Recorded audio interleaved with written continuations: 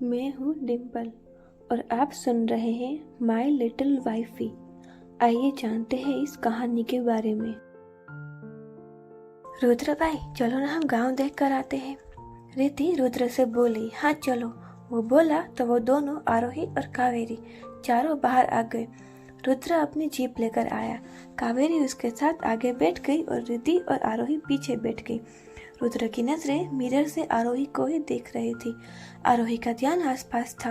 वो काफी एक्साइटेड होकर सब देख रही थी। सब एक जगह पर आकर रुके। एक छोटा सा पहाड़ था जिस पर एक मंदिर था। सब बाहर आए और सीढ़ियां चढ़ने लगे। वो और कावेरी पीछे ही थी। रिद्धि और रुद्र थोड़ा आगे थे। तभी कावेरी का फोन बजा।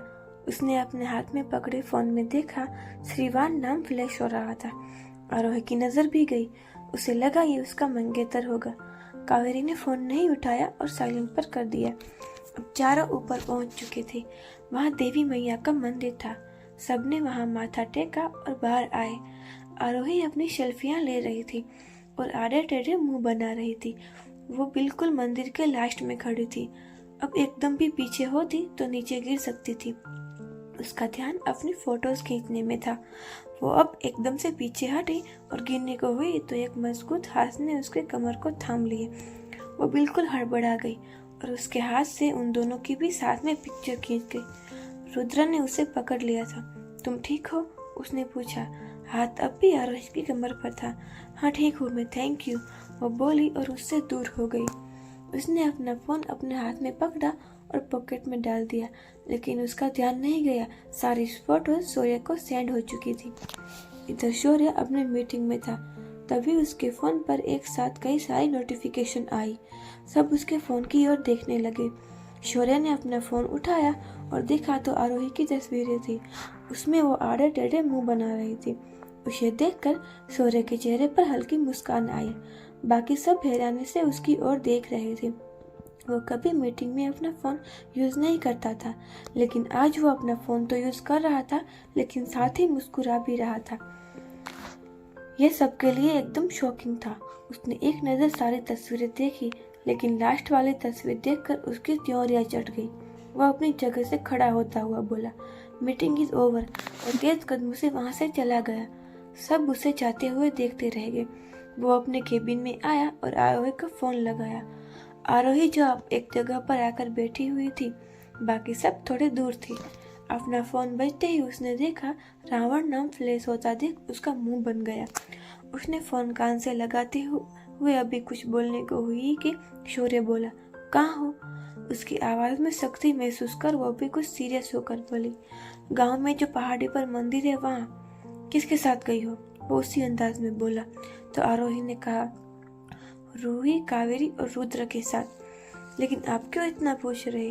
वो अब चिढ़ी हुई बोली, कहा था ना कि विराट के साथ जाना जहाँ भी जाना हो।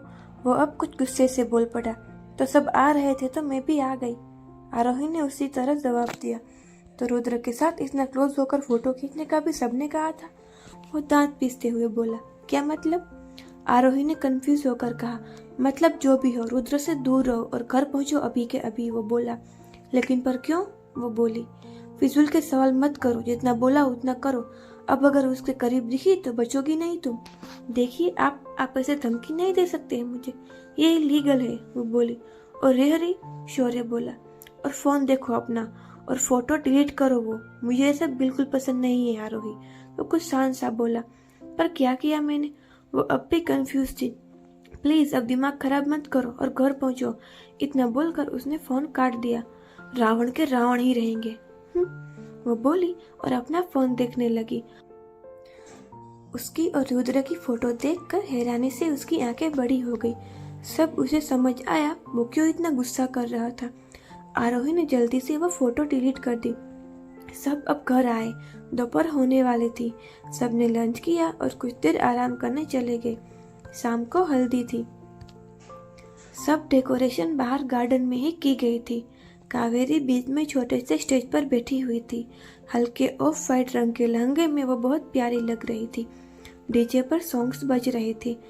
आरोही, रिद्धि, विराट और रुद्र सब डांस कर रहे थे। आरोही ने येलो कलर का बैकलेस घेरदार अनारकली सूट पहना हुआ था। बहुत खूबसूरत लग रही थी वो। सब अपने आप में मस्त लगे हुए थे। तभी आरोही को महसूस हुआ कि किसी ने उसकी पीठ को अजीब तरीके से छुआ। उसने जल्दी से पीछे मुड़कर देखा, पर सब अपने आप में ही लगे हुए थे। उसे बहुत अजीब सा लगा। कुछ देर बाद ही फंक्शन खत्म हुआ। अगले दिन सुबह मेहंदी थी और शाम को संगीत। सब अपने अपने कमरों में आराम करने चले गए। इधर शौर्य डिनर करके ऊपर आया। घर में वो अकेला ही था, तो ऑफिस से आते ही उसने डिनर कर लिया और ऊपर कमरे में आया। वो फ्रेश होकर चेंज करके आया, तभी उसका फोन बजा। फोन पर वीडियो कॉल आ रही थी। उसने देखा तो आरोही का वीडियो कॉल आ रहा था। बेड पर बैठने ही उसने अपना फोन उठाया। कनेक्ट होते ही आरोही की झड़कती हुई आवाज में बोली, क्या कर रहे हैं आप? शौर्य ने उसे देखा। वाइट स्ट्रैप टैंक टॉप पहना हुआ था। उसने उसे देखते ही वो बोला, ये क्या पहना है तुमने? उसकी बात पर वो बुरा सा मुंह बनाती हुई उसे उंगली दिखाती हुई बोली, अब बहुत ज्यादा हो रहा है हाँ आपका। अब ये तो रहने ही दो, मुझे बिल्कुल पसंद नहीं कोई रोक टोक करे इसे। उसकी बात पर शौर्य की आंखें छोटी हो गई। वो उसे घूरता हुआ बोला, अच्छा फिर अब तो कुछ नहीं हो सकता। वो अपने उसी खड़ूस से अंदाज में बोला। आरोही ने उससे अपनी नजरें फेर ली। अच्छा, मैं बस ये बोल रहा था कि वहाँ ये सब मत पहनो, वहाँ के लोग अलग है आरोही। They didn't expect you बच्चा, बस इसीलिए बोल रहा था। बाकी तुम जो भी पहनो तुम्हारी मर्जी है। वो उसे समझाते हुए बोला। हाँ तो ऐसे बोलो था ना। वो बोली, अच्छा तुम कभी पूरी बात सुनती हो? वो बोला तो उसने मुंह बनाया। डिनर किया? शौर्य ने पूछा। हाँ बस कुछ देर पहले ही किया। आपने किया? आरोही ने पूछा। शौर्य ने कहा। आरोही अब बेड पर उल्टी लेटकर अपना फोन सामने रखा। उसके ऐसे झुकते ही उसके टॉप की वजह से उसकी चेस्ट कुछ दिखने लगी। अच्छा बाय। शौर्य ने देखकर अपनी नजरें फेरी और फोन डिस्कनेक्ट कर दिया। आरोही ने बैठते ही मुंह बनाया और वापस उसे कॉल किया। शौर्य ने फोन उठाकर अपने कान से लगाते हुए कहा, क्या हुआ? होना क्या है? आपने ऐसे क्यों काटा फोन? वो तुरंत ही बोली, काम है कुछ मुझे। उसने कहा, अच्छा ठीक है बाय। उसने मुंह बहाकर कहा, अच्छा मैं कल आने की ट्राई करता हूँ। शौर्य बोला। उसकी बात पर वो चहकती हुई बोली, क्या सच में? उसकी बात सुनकर शौर्य के चेहरे पर हल्की मुस्कान आ गई। वो बोला। कुछ देर बात करके दोनों ने ही कॉल रखी। अगले दिन सुबह हल्दी का फंक्शन हॉल में ही था। घर की सारी लेडीज और कुछ मेहमान भी थे। आरोही और रिद्धि दोनों ने हरे रंग का ब्लाउज और प्लाजो पहना हुआ था और कावेरी ने हरे रंग का लहंगा पहना था। मेहंदी का फंक्शन भी अच्छे से हो गया। आरोही ने मेहंदी नहीं करवाई थी क्योंकि उसे मेहंदी से एलर्जी थी। सब कुछ देर आराम करने अपने अपने कमरों में चले गए। आरोही ने रूम में आकर कपड़े चेंज किए और बेड पर आकर बैठ गई। उसने अपना फोन हाथ में लिया और शौर्य को मैसेज किया, आप कब आ रहे हैं? मैसेज सेंड होते ही उसने कुछ देर इंतजार किया। रिप्लाई नहीं आया तो अब अपना फोन साइड में रख कर लेट गई। कुछ ही देर में उसकी थकान की वजह से नींद आ गई। शौर्य अभी अपनी मीटिंग में था।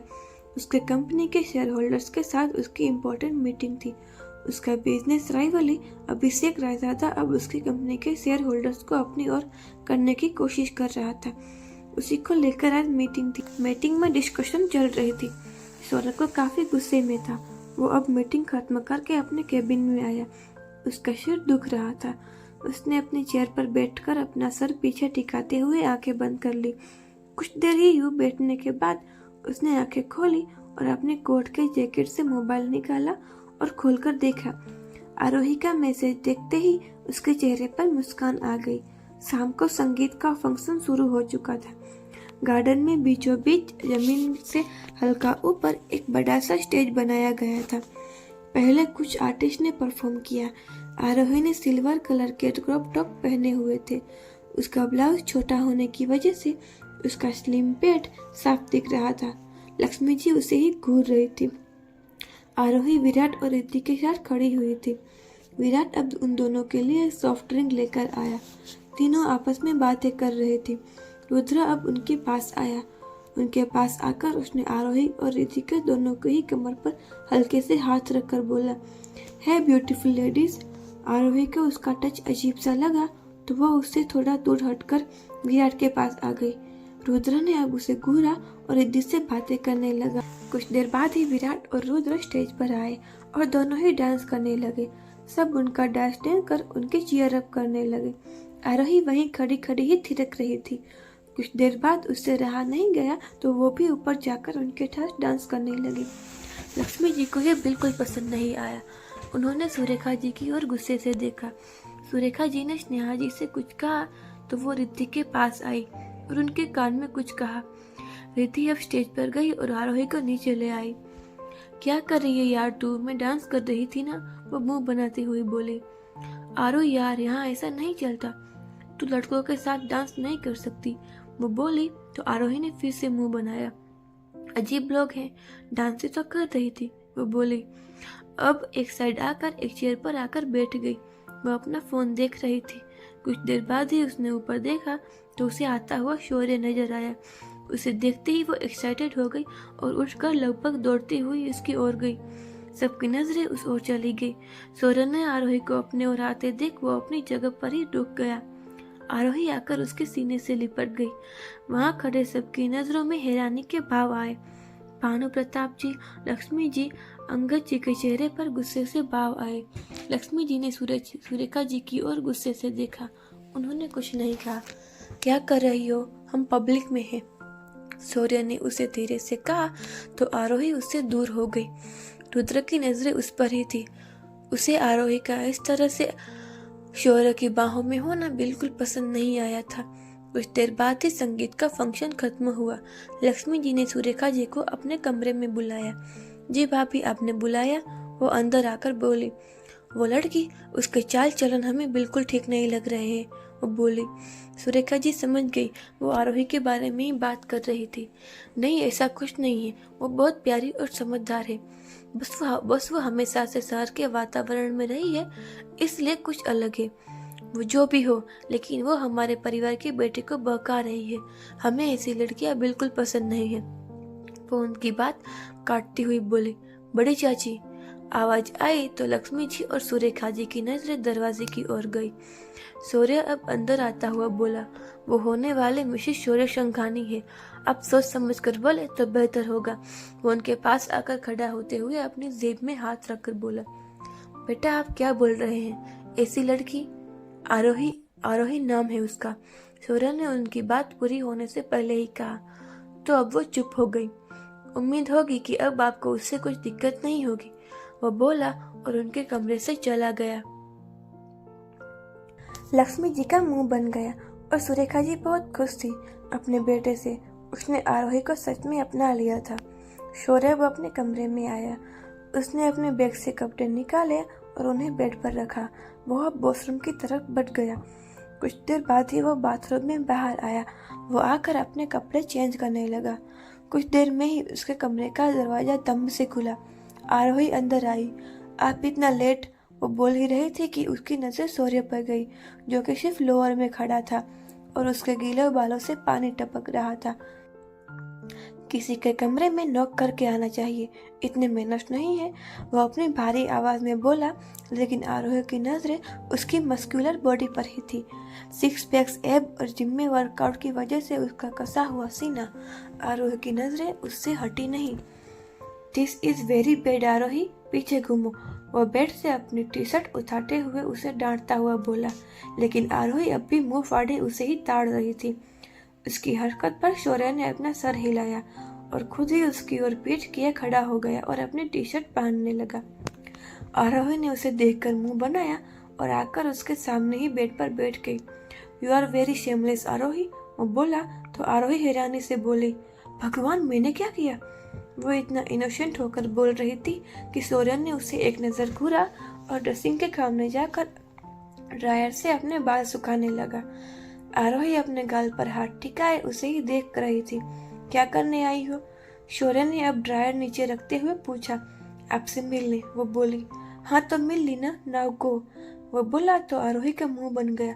कतई बेरुखे बेकार इंसान, नहीं जानवर हो, वो बोली तो शौर्य उसे घूरता हुआ उसके पास आया। What did you just say? वो बोला तो आरोही ने जल्दी से नामे अपना सर हिलाया और दरवाजे की ओर भागी, लेकिन शौर्य ने उसका हाथ पकड़ लिया था। आरोही अब रुकी और उसकी ओर मुड़ने को हुई कि उसके कदम लड़खड़ाए।